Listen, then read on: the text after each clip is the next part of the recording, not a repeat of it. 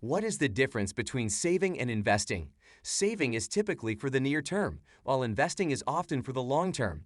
A smart initial approach is to accumulate funds for unforeseen circumstances that can be easily accessed when needed for the short term. If your goal is to accumulate wealth gradually, it's crucial to consider investing as a long-term strategy to enable its growth over time. To determine whether you are saving or investing, ask yourself this question: when do I need the money? If your answer is within the next 5 years, then you should be saving. You've got a short-term goal in mind, like a holiday, wedding, or even a house purchase. It's your just-in-case money if the water heater breaks or you want to go on holiday.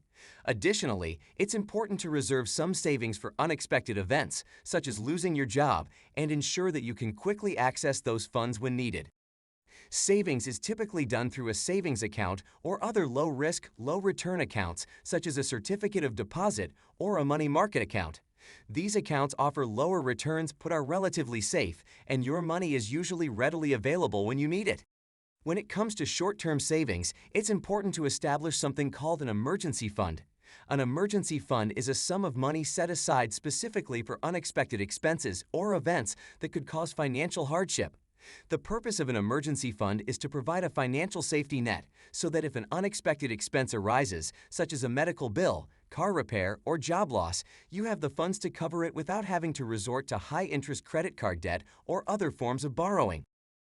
A good rule of thumb for how much to save for an emergency fund is to aim for 3 to 6 months' worth of living expenses. This means that if your monthly expenses are $3,000, you should aim to save between $9,000 and $18,000. However, the exact amount you should save will depend on your individual circumstances, such as your job security, the stability of your industry, and any potential sources of financial support. If you have dependents or other factors that increase your financial responsibilities, you may want to save more than 6 months' worth of expenses. Just pause for a second and ask yourself, if something unforeseen were to happen to me now, how many months of emergency fund reserves do I have? According to a Bankrate survey, the average American household has enough emergency savings to cover just 3.5 months of expenses. However, this varies by income level, with lower-income households having fewer savings and higher-income households having more. The survey found that households with incomes below $30,000 had an average of just over 1 month's worth of expenses saved, while those with incomes over $75,000 had an average of 6 months' worth of expenses saved.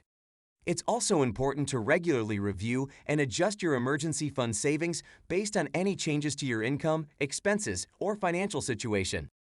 Having an emergency fund can help you avoid financial stress and provide peace of mind, knowing that you have a cushion to fall back on in case of an unexpected expense. The amount of money you should aim to save for an emergency fund can vary depending on your individual circumstances, but a common rule of thumb is to have at least 3 to 6 months' worth of living expenses saved up. You may be asking, why can't I just put my money between my mattress as a form of saving? Storing money between your mattress might seem like a convenient way to keep your cash safe, but it's not a smart financial decision for several reasons. Risk of theft. Keeping your money at home is risky, as your money could be stolen in the event of a break-in. While you might think your mattress is a secure hiding spot, thieves often target mattresses as they know it's a common place to hide money. Risk of damage. Money stored in a mattress can be damaged by moisture, pests, or other environmental factors such as fire. Lack of interest. Money kept in a mattress doesn't earn any interest, so it doesn't grow over time. Inflation also reduces the value of your money over time, which means that your savings will be worth less in the future. Overall, it's better to keep your money in a bank account where it's insured, earns interest, and is easily accessible when you need it. If you don't need the money for the next 5 to 10 years or longer, then you are investing. Investing involves putting money into assets or securities with the goal of generating a return. Investments can include stocks, bonds, mutual funds, real estate, and other types of assets. Investing involves taking on a higher level of risk than saving, as there is the possibility that the value of the investment may decline, but it also offers the potential for greater returns over the long term. Investing involves spreading your money across different areas which aren't cash. It can help you to grow your money over the long term. But unlike the security offered by cash, investments can fall as well as rise in value, so you could get back less than you invest. Here are some of the main ways to consider investing your money. Investing in stocks. You're buying a part of a company in exchange for a share in how it performs. They trade on a stock exchange where different companies are bought and sold. Bonds, issued by companies or governments to help them finance their processes.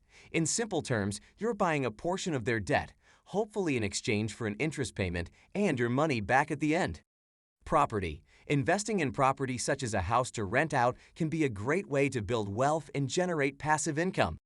Funds. Individual investors give their money to a fund manager who invests all the money, choosing investments on everyone's behalf based on the fund's objectives. They aim to grow the money over time, produce an income, or a combination of both.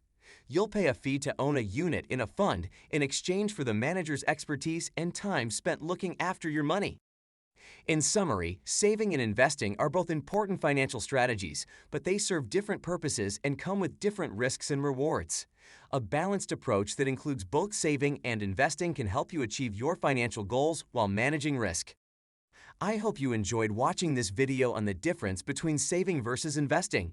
Keep in mind, the key to building wealth is to first learn the basics of finance and then build upon that knowledge. Learning about finance is marathon and not a sprint. As you build on top of each knowledge learned over time, you will eventually reach the wealth mountaintop. If you haven't already done so, please subscribe to my channel, click the like button, and hit the bell for notifications. See you all very soon. Bye.